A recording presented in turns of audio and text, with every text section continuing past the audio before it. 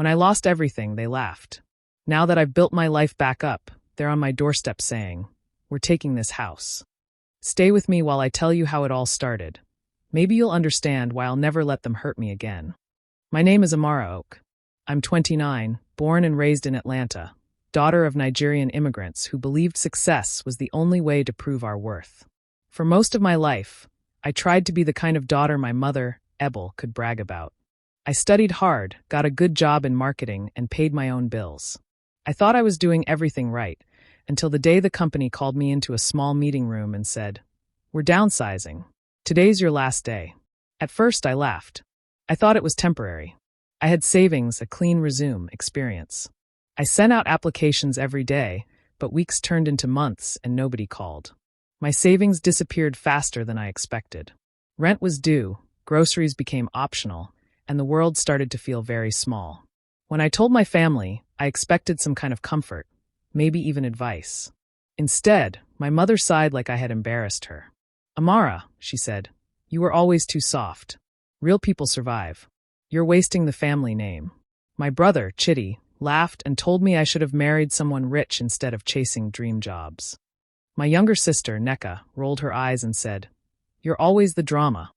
I remember sitting in my car outside their house after that conversation, hoping maybe they'd call me back in, tell me they didn't mean it. But the door never opened. I was alone. A few weeks later, my landlord gave me an eviction notice. I swallowed my pride and called my mother again, asking if I could stay for a while. She didn't even pause. "You made your bed, Amara," she said coldly. "Don't bring shame back home." I don't know how long I sat there after hanging up, staring at the cracked wallpaper in that apartment. I felt hollow, like something inside me had broken. My friend Kian was the only person who didn't turn away. He offered me his couch, even though his own life wasn't easy. Those first nights, I barely slept. I'd stare at the ceiling and think about every word my family said. Lazy, bad luck, shame. Each one burned into me. But one night, lying there in the dark, I made myself a promise. If I ever got back on my feet, if I ever had a home again, I'd guard it with everything I had. I wouldn't let the people who threw me away come near it. I didn't know how I'd do it or when, but I knew this much. One day, they'd see what they lost when they chose pride over love. The weeks after losing my apartment felt like living in a fog that wouldn't lift. Every morning I woke up on Kian's couch with a pit in my stomach, scrolling through job boards until my eyes hurt. I sent out hundreds of applications. Marketing firms, retail stores, even call centers. Nobody called. Each rejection chipped away at the version of myself I used to believe in. The proud, confident Amara, who once gave presentations in glass offices, was now counting quarters for gas money. Bills stacked on the coffee table like a quiet threat. The final notice from my old landlord arrived one afternoon, red letters screaming across the page. It was the last tie to my old life, and even that was gone. I cried once, quietly, then folded the letter and threw it away. Tears didn't help. My phone stopped ringing too. Friends I used to grab brunch with suddenly became too busy. The same people who once said they admired my work stopped replying to texts. Only Kian stayed. He'd hand me a cup of coffee before leaving for his construction job and say, "Keep trying, Mara. You're tougher than they think." He said it like he knew something I didn't.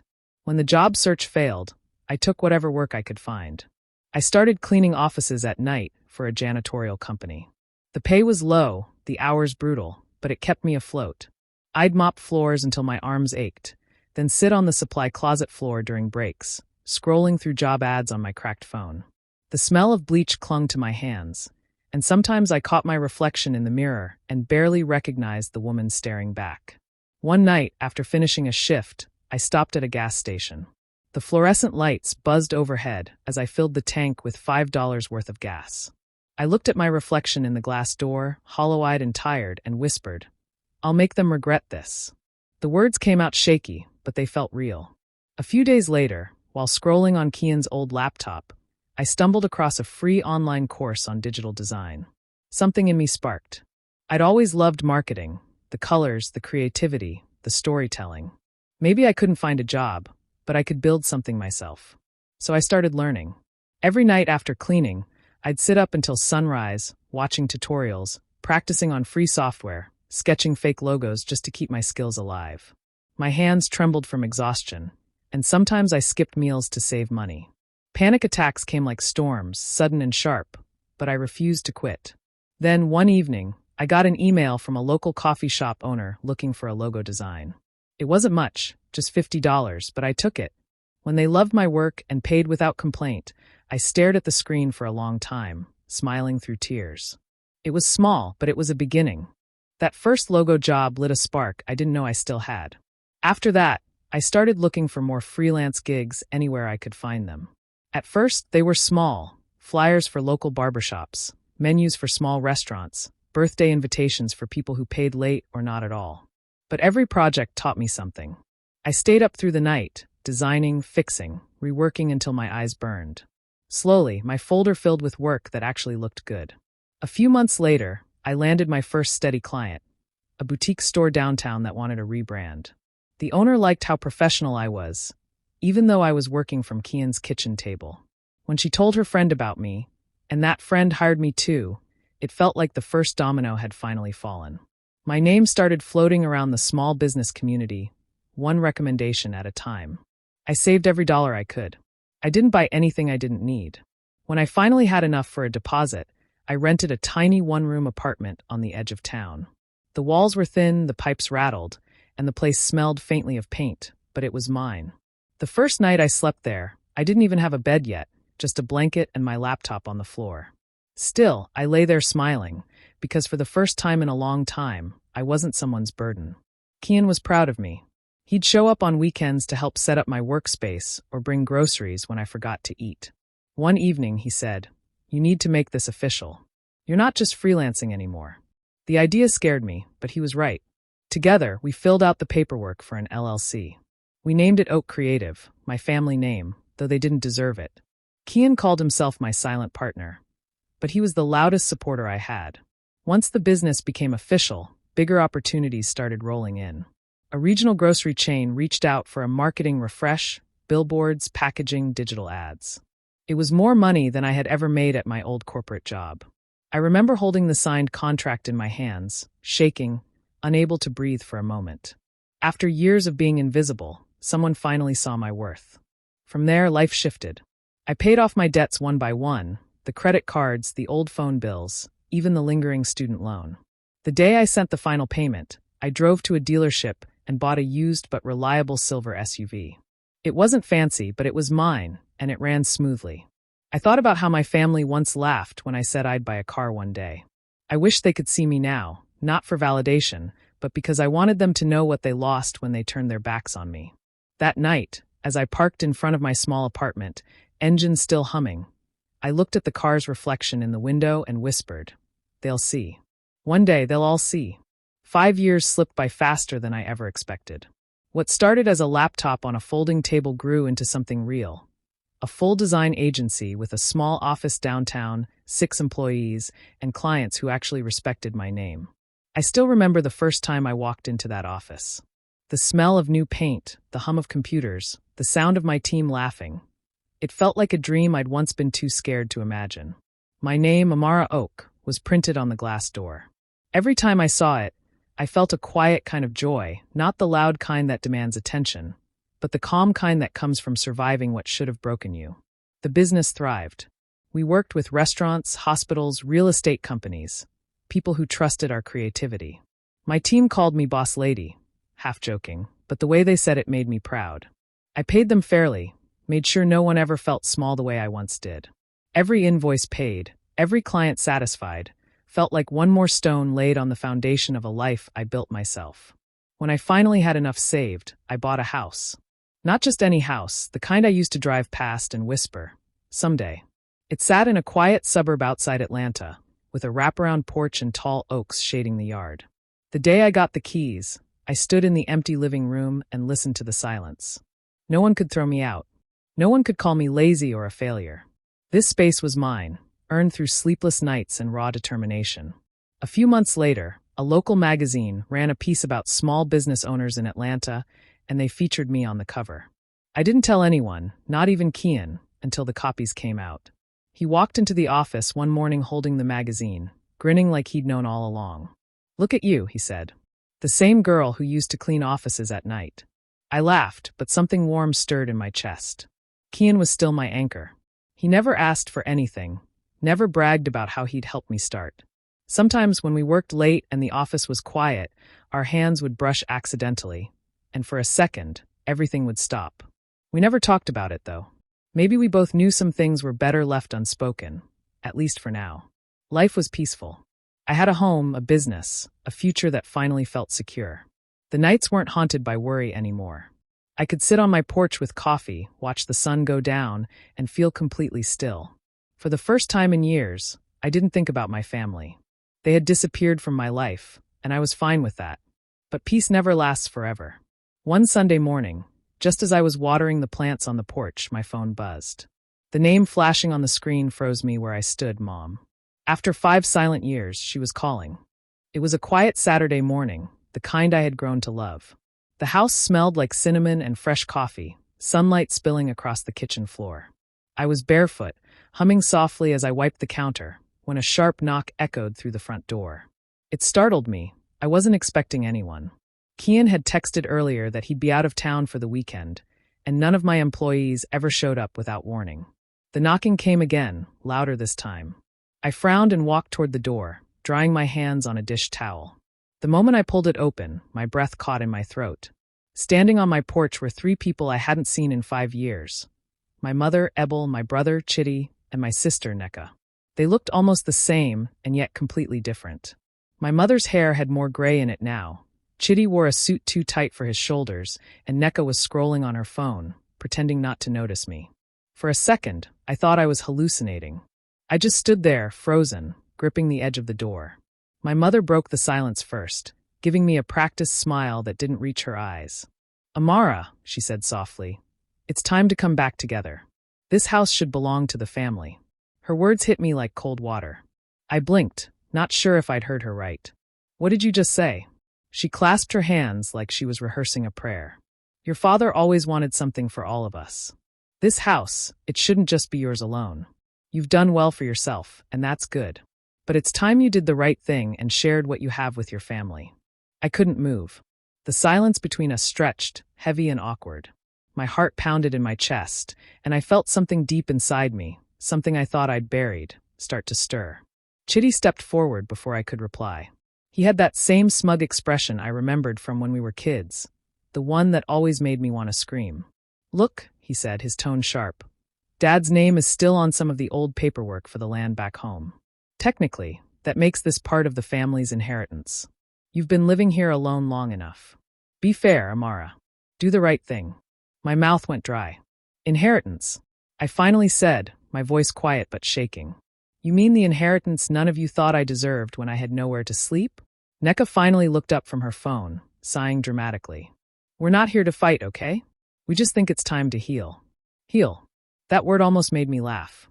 I gripped the doorframe tighter, forcing myself to breathe. My pulse was thundering in my ears. Every insult, every moment of rejection, every night I cried myself to sleep came rushing back all at once. The rage I'd buried for years was clawing its way to the surface. I smiled slowly, coldly, and said, "You came to the wrong house." I should have closed the door that morning, but instead, I let them in. Maybe it was curiosity, maybe disbelief. I honestly don't know. My mother smiled like we were old friends catching up, her voice smooth and practiced. "It's been too long," she said, stepping into my home without waiting for an invitation. Chitty followed behind her, inspecting the living room like a buyer about to make an offer. Neka plopped onto the couch, scrolling through her phone again, her shoes still on. They stayed longer than I expected, talking about how beautiful everything was, how proud they were that I finally got it together. I didn't say much, just offered coffee, trying to keep my voice steady. Before I knew it, my mother was suggesting we all have dinner together that evening. As a family, like old times. Against my better judgment, I agreed. By the time dinner started, they were already acting like they lived there. My mother set the table herself, humming hymns under her breath. Chitty opened a bottle of wine from my cabinet without asking. Neka kept complaining about the Wi-Fi password. I sat there, watching it all unfold like a bad dream. Halfway through dinner, the real conversation began. My mother set her fork down and looked straight at me.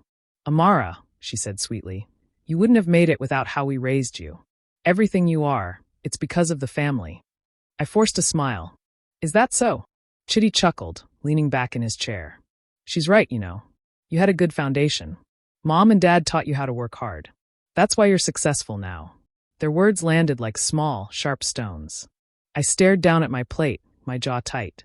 They talked about my success like it was theirs, like they hadn't left me to rot when I had nothing. Then Nneka sighed dramatically. I've been struggling lately, she said, her tone dripping with fake sadness.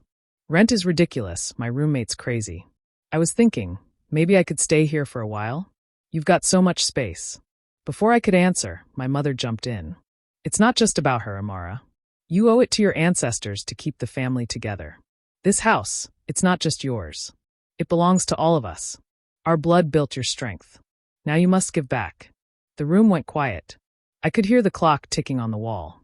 My hands were shaking under the table, but I didn't let them see. In my head, the memories played again, me standing in the rain, my suitcase soaked, my mother's voice cold on the phone.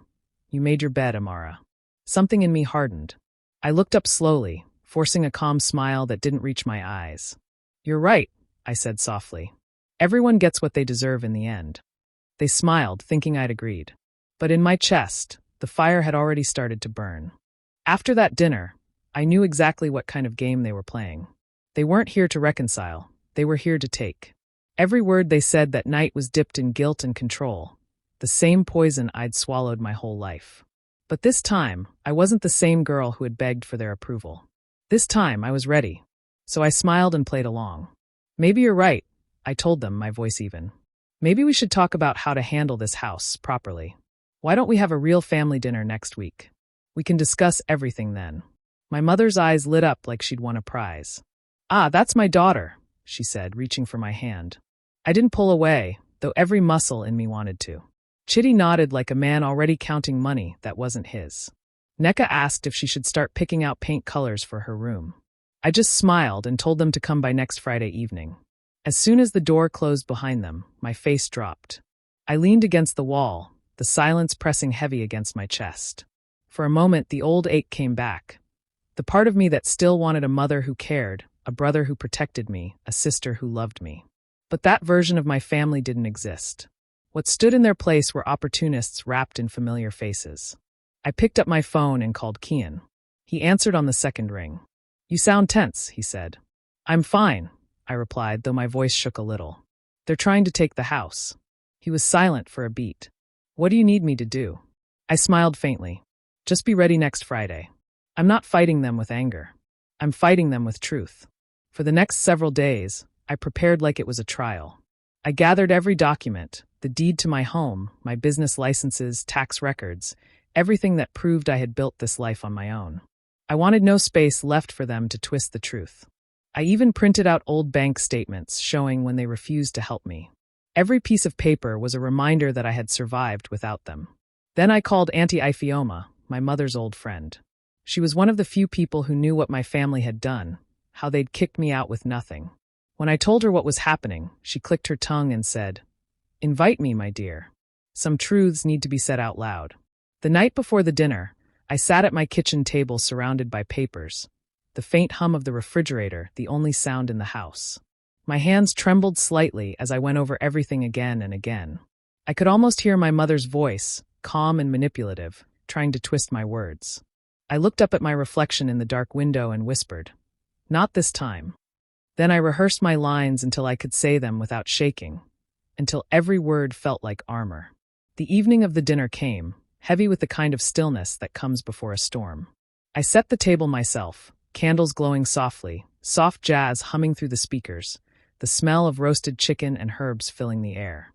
It looked like any other family gathering, but underneath the calm, my pulse drummed with purpose. Everything had to go exactly as planned. When the doorbell rang, I took a deep breath before opening it. There they were again, my mother in her Sunday best, Chitty wearing too much cologne, and Nneka pretending she didn't want to be there. They stepped inside, smiling as if we were about to celebrate something. Ah, Amara, you've done well, my mother said, scanning the house again like she was taking inventory. Thank you, I said smoothly. Let's eat. We sat around the dining table, candles flickering between us.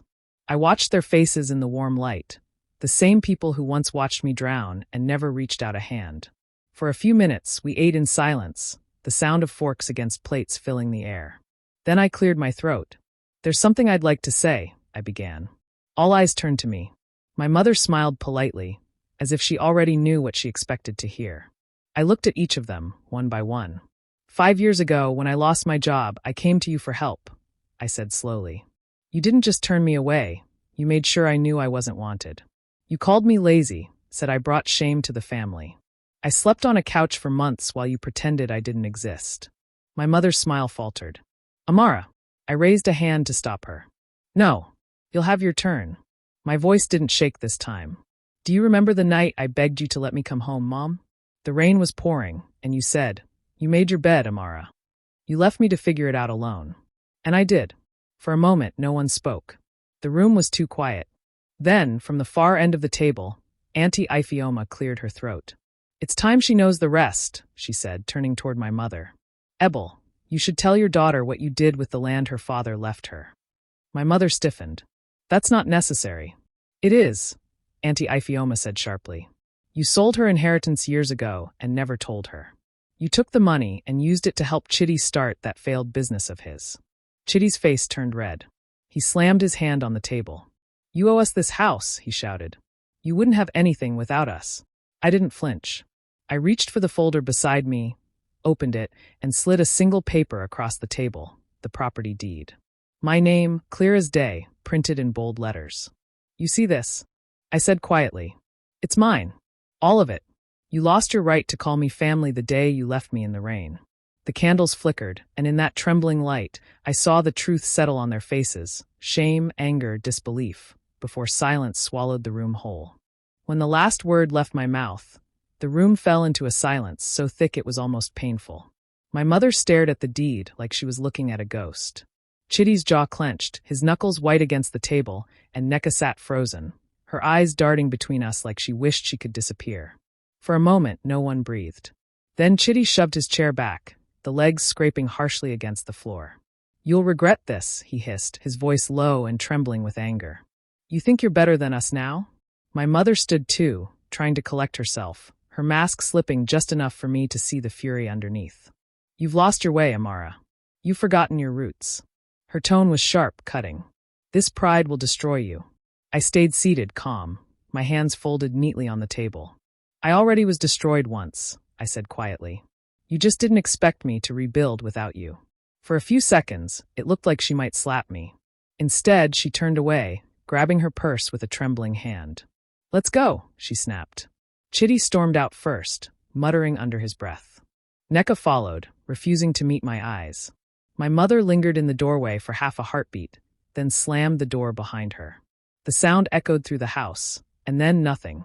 Just silence. The kind that settles deep, heavy and still. I didn't realize I was shaking until I looked down at my hands. The adrenaline that had carried me through the evening drained all at once. My throat tightened, and before I could stop myself, I started to cry. Not from guilt, there wasn't any of that left in me, but from relief. Years of pain, shame, and loneliness spilled out in quiet sobs that filled the empty house. I don't know how long I sat there, but when the doorbell rang again, my heart jumped. For a moment, I thought they'd come back. But when I opened the door, it was Kian. He didn't say a word at first. He just looked at me, eyes soft, understanding everything without needing to ask, and pulled me into his arms. I let myself breathe against his chest, the first real breath I'd taken all night. "You didn't just win, Amara," he said quietly. "You healed." Weeks passed after that night. I heard through mutual acquaintances that my family had tried to twist the story, told people I'd stolen the house, that I was ungrateful. But the community didn't buy it. Auntie Ifeoma made sure of that. She told anyone who'd listen how they'd cast me out, how I'd built everything on my own. The lies couldn't stand against the truth anymore. One afternoon, I walked through my office, watching my team laughing, working, thriving. I felt no bitterness left, just clarity. My family could keep their anger and pride. I finally had something far more valuable. For the first time in my life, I was completely free. The months that followed were quiet in a way I hadn't known in years. No phone calls from my mother, no angry messages, no rumors that could touch me anymore. The silence wasn't empty this time. It was peaceful, the kind of peace that fills a room when you've finally locked the door behind your past. The air around my house felt lighter. I woke up each morning and didn't brace myself for disappointment. I just lived. One Saturday afternoon, I decided it was time to start something new, something alive. I bought a few bags of soil, some seeds, and a handful of small potted plants. The backyard had been plain since I moved in, just grass and a fence, but I wanted color, something that would grow from my hands instead of from pain. I knelt down in the dirt and started digging. The sun was warm on my back, the earth soft beneath my fingers. It felt good to make something for no reason other than joy. Each flower I planted felt like a small chapter closing. I pressed marigold seeds into the soil for courage, lavender for calm, and sunflowers for hope, though I never said that word out loud. When I finished, I sat back on my heels, wiping sweat from my forehead, and looked around. The rows were uneven, the spacing messy, but it was mine. My garden, my life, my chaos, all earned. As I sat there, my mind drifted back to everything that had happened. The knock on the door, the dinner, the shouting, the silence afterward. I thought about what I'd said that night, the truth I'd finally spoken. And I realized something. I hadn't just kept my house. I'd taken back my life. Every inch of it. Every decision. Every breath. No one could take that from me again. The back door creaked open, and I turned to see Kian walking out, holding 2 mugs of coffee. He was barefoot, hair messy, smiling like he'd been watching from the kitchen window the whole time. "You call that a garden?" he teased, handing me a mug. "Looks more like organized chaos." I laughed, really laughed, the kind of laugh that bubbles up from somewhere deep, unforced and real. It startled me a little, hearing it after so long. "It's a work in progress," I said, taking a sip of coffee. "Kind of like me." He sat down beside me, our shoulders brushing, both of us looking out at the uneven rows of flowers. For a while, we didn't say anything. The breeze carried the smell of fresh soil and sunlight, and it felt like peace. Not the temporary kind that waits for trouble, but the permanent kind that comes after you've already survived it. I looked at him, then back at the small garden and smiled. "Family doesn't always mean blood," I said softly. "Sometimes it's the ones who stayed when no one else did." "Do you think Amara was right to shut her family out for good? Or should she have given them another chance?" I'd really love to hear your thoughts in the comments. And if stories like this speak to you, make sure to hit that subscribe button and turn on the notification bell so you don't miss the next one.